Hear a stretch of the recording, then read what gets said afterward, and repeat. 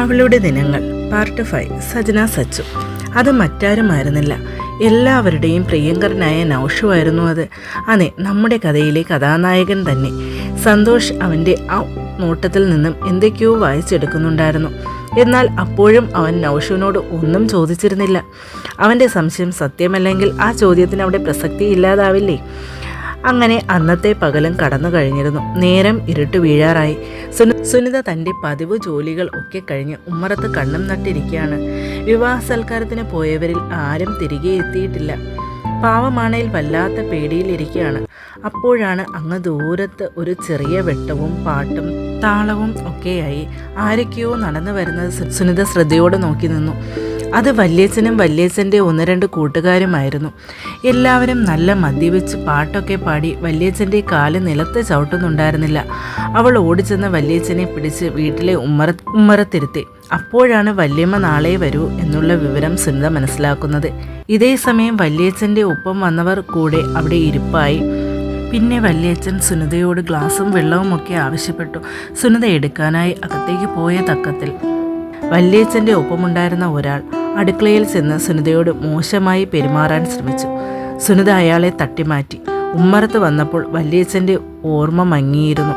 ഈ സമയം സുനിത വേഗം പുറത്തിറങ്ങി. അപ്പോൾ സന്തോഷ് അതിലേ പോകുന്നുണ്ടായിരുന്നു. അവൾ വേഗം സന്തോഷേട്ടാ എന്ന് നീട്ടി വിളിച്ചു.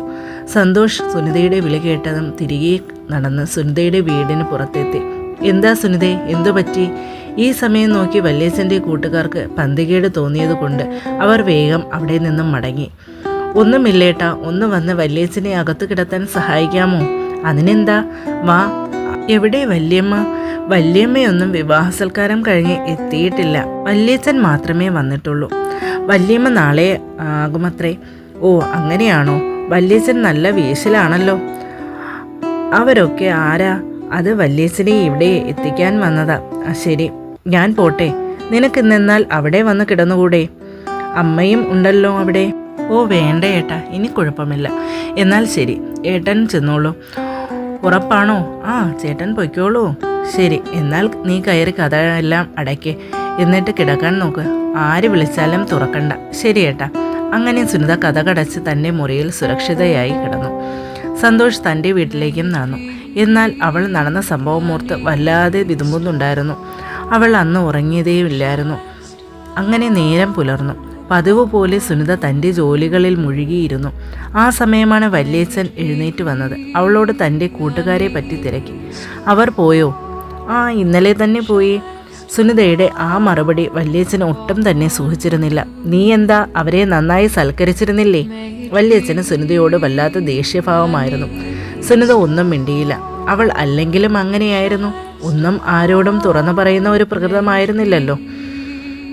ഈ സമയമാണ് പാലുകാരൻ വാസു അവിടെ എത്തിയത്. സുനിത വേഗം അകത്തുനിന്നും പാത്രമെടുത്ത് പാല് വാങ്ങാനെത്തി. അവൾ മനസ്സിൽ കരുതി, ഓ രക്ഷപ്പെട്ടു. വല്യച്ഛൻ്റെ ചോദ്യത്തിന് മുമ്പിൽ നിന്ന് രക്ഷപ്പെട്ട സമാധാനത്തിലായിരുന്നു അവൾ. വല്യച്ഛൻ കുളിക്കാനുള്ള തയ്യാറെടുപ്പിൽ.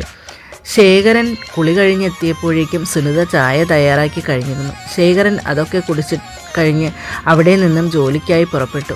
സുനിത തൻ്റെ ജോലികളൊക്കെ ഒതുക്കിക്കഴിഞ്ഞ് ഒറ്റയ്ക്കായപ്പോൾ എന്തോ വിഷമം പോലെ തോന്നി. അപ്പോൾ അവൾ നേരെ വസന്തേച്ചിയുടെ വീട്ടിലേക്ക് ഒന്ന് പോകാൻ തോന്നി.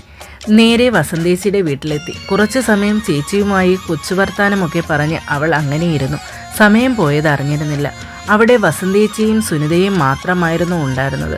സന്തോഷ് പതിവ് പോലെ അടുത്ത വസ്തുവിൽ തൻ്റെ തിരക്കിട്ട ജോലിയിൽ മുഴുകിയിരിക്കുകയായിരുന്നു. എന്നാൽ ഈ സമയമെല്ലാം തന്നെ സുനിതയെ നൗഷു വീക്ഷിക്കുന്നുണ്ടായിരുന്നു. അവളുടെ ഓരോ ചലനവും അവൻ ആസ്വദിക്കുന്നുണ്ടായിരുന്നു. അതെ, നമ്മുടെ നായകൻ, സുനിതയുടെ പ്രാണനായകൻ ആയ നൗഷു തന്നെ. അതെ കൂട്ടുകാരെ, നമ്മുടെ കഥാനായകൻ നൗഷു തന്നെ. ഇനി അങ്ങോട്ടുള്ള അധ്യായങ്ങളിൽ നമ്മുടെ സുനിതയുടെയും നൗഷുവിൻ്റെയും പ്രണയാർദ്രമായ നിമിഷങ്ങൾ കാണാൻ മറക്കല്ലേ കൂട്ടുകാരെ. നിങ്ങൾക്ക് ഈ കഥ ഇഷ്ടമായ ലൈക്കും ഷെയറും ചെയ്യാനും സബ്സ്ക്രൈബ് ചെയ്ത് കമൻറ്റ് കൂടി ഇടാനും മറക്കല്ലേ. മുമ്പോട്ടുള്ള ഓരോ ദിനവും നിങ്ങളുടെ സഹകരണവും സപ്പോർട്ടും എനിക്ക് ആവശ്യമാണ്.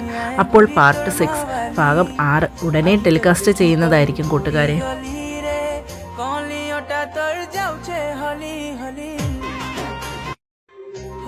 जाउँछु गुरी किनके चाली पिला मैया गुरी तोर मावाली আখি তোর দেখি করি বুড়ি গলি রে কলিওটা তোর যাউছে হলি হলি হলি ঝুলি যাউଛୁ গুরি কেনকে চালি পিলা মুয়ায় গুরি তোর মাওয়ালি আখি তোর দেখি করি বুড়ি গলি রে কলিওটা তোর যাউছে হলি হলি